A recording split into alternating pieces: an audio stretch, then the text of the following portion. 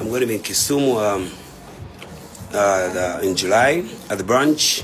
Watu wa Kisumu. Oluvanyuma lwa Dr. Jose Chameleone munangate mwana mulenzi ono okutereera nkugambye era nga wakutambula munange amawanga agawererako ddala ng'agenda kubeera ne show munange ate eside eyo kakati no abaddeko ko n'ekifo munange wali kyabadde confirming okubeera era nga byengenda okubeera nga nkutuusako mu maaso eyo kakasa nti no video ogimpya like kw'osaate n'okusubscribinga kasita obeera nga tonnaba ate mpozi mu maaso awo ngenda kubeera nga njijjako ko n'omuyimbi munange ate Fefe Busi n'omuwala munangate omuyimbi Nina Lozi kw'osaate n'omukulu munangate Eddie Kenzo ngenda kubeera nga mbikutuusako maaso eyo kakati no kansuke nkutegeezeko nti no Dr. Jose Chameleone nga bwe nkutegeezeza oluvannyuma nga yakakomawo okuva munangate wali mu America era nga nkugambye abaddeko ko wali mu Africa abaddeko ko mu nsi ez'enjawulo era nga munange wali kyakakasiddwa nti agenda kubeerako munangate ne Canada esayidi eyo kakati no abaddeko kaawo n'ebifo munange byabadde ayogerako wano byagenda okubeeramu esayidi eno era nga bogezawo okulaba akatambi ako jjukira nti nno yabaddeko ku wali ku live munange ng'ali mu kunyumyanyumyamuko n'abawagizi be ku mukutu ogwa TikTok. I'm going to be in Kisumu in July at the branch. Watu wa Kisumu Pachu waambie mzee mkubwa Joseph Kabila anakuja tufanye mambo. Au sio? Yeah. Then my people in Yambio, Western Equatoria, Yambio. I'm going to be there very soon, July 13th. Yes, no, July 9th on your independence. South Sudan, I'm coming for your independence live in Yambio, Western Equatoria, Guinea, and where else? Wapi. Here, my friends in Zambia, Malawi, Zambia, Lusaka. I'm coming, and end of July. I'm coming there so we can premiere our music with my brother Shenki. Watu wa Kenya, naambia mtegemee kwa hamu kabisa kwa sababu najua nini kuna kazi moja nimefanya Prince Inda.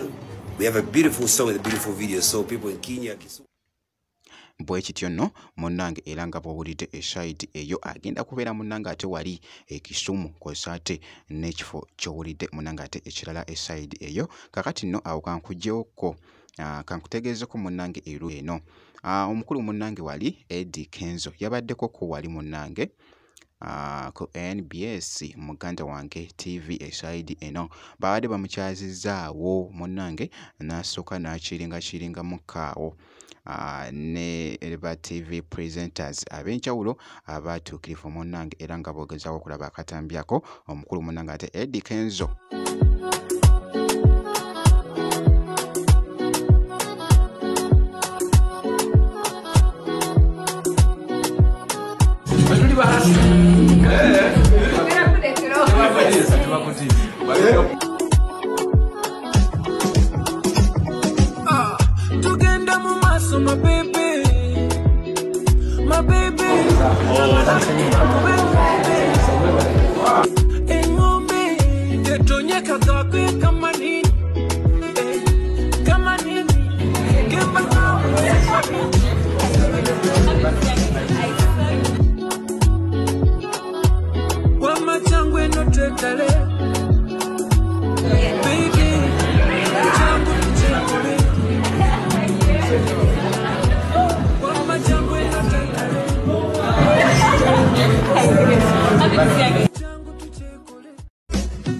Kabadde kaseera kalungi nnyo era nga bogezaako okulaba munnange ate mwana mulenzi Eddie Kenzo oyabadde ku NBS ku programu eya After 5 esayidi eyo kakati nno awo kankuggyewoko katugende mu maaso Nina Lozi Fefe Busi kosa ne mwana mulenzi ono Chosen Brad era babadde beeguddeko munnange esayidi eno jjukira nti no Chosen Brad ali mu concert munnange era nga babadde just nga bali mu kujokinga mukaawo awo muganda wange nga bogezaako okulaba akatambi ako.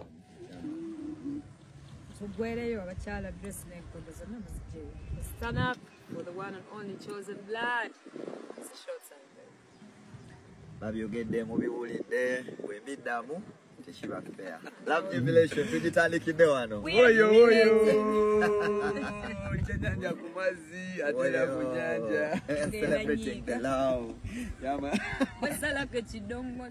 Bamuwadde bambi drop mwana munenzi munanga ate Chosen Brad bamuwadde drop wali era nga ekifo kye babaddemu munanga ate wali Busaabala ewo omukulu munanga ate Bobi Wine ne Barbie Kyagulanyi mu kifo kyabwe Busaabala ku One Love Beach naye nga bwenti munanga ate bwenkoze kakasa nti no video jimpya like ko sate no kusubscribinga kasitobera nga tonaba ngenda kubeera nga nkomawo ko maaso eyo n'ebirala.